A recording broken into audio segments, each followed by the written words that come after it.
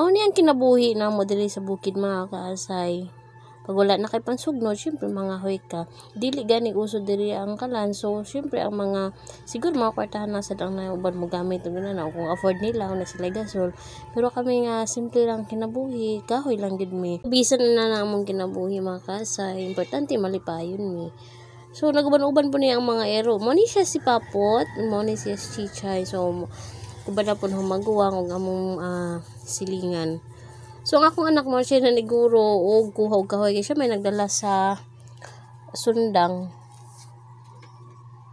Medyo init na gud among pagsagkaan na. Pero mo na ni nakabangan ako. So, sila arte kayo sila magbangan Tupong gyud sila pero kaning ahong binanganan ambot lang og kani pong ahong pagtupong sa kahoy ba wala man nagkadimao pero sige lamang.